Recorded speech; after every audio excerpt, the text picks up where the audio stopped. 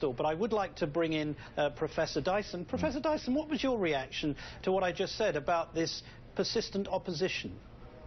Well, look, one of the recipients of the Presidential Gold Medal today, a medal of, I think it's a Medal of Freedom, excuse me, that was Oprah Winfrey. Oprah Winfrey caused quite a stir in England when she indicated to the BBC that a great deal of the opposition to Barack Obama in America is something that most Americans would never admit and never speak about, but which was true. And what was that? Oprah Winfrey, not Angela Davis, Oprah Winfrey, not James Baldwin. Oprah Winfrey said the bulk of the opposition to the President of the United States of America has to do with a singular fact that he is an African-American man. All of the other justifications that have been adduced to support him. 10 minutes to get to the race issue.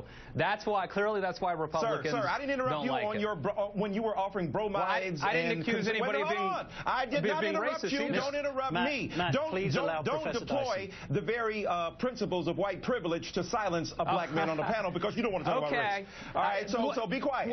So what I'm saying to you, sir, is that I'm suggesting. Are you going to call him out for that? Are you going to allow him to accuse me? Please. He doesn't have to call me out. I'm a grown man. What I'm saying to you, sir, I think he's the host of the show the last time I checked. Is that the vitriol? You can't even talk about politics without bringing up race, can you?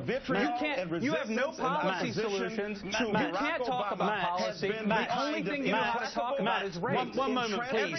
Please, Matt.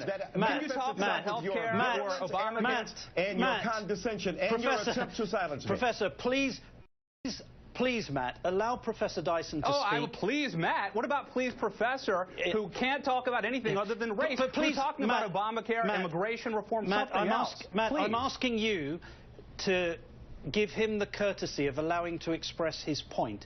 You may dispute it. Please allow him to speak.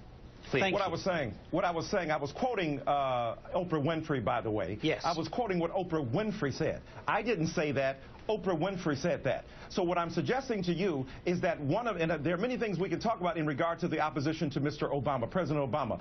Fierce ideological debates, caught up in the failure of the White House to roll out the health care plan in a way that seemed to be in the 21st century. The inability to get the technical questions together. But the broader issue here is of a couple of matters. First of all, that most Americans, as our colleague Ms. Ball has indicated, want to have health care. They don't want to repeal it. They want to fix it. As Bill Clinton said, mend it, don't end it about affirmative action. Number two, the vast majority of Republicans are mindless and incapable of articulating a solid, serious intellectual conception or a political fix or remedy to the problem we have here.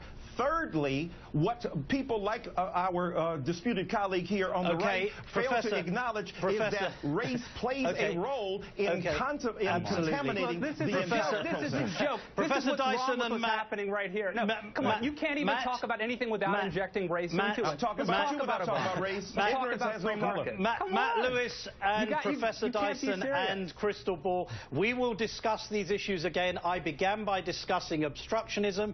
Thank you for all of your contributions, and we'll continue this conversation on another occasion.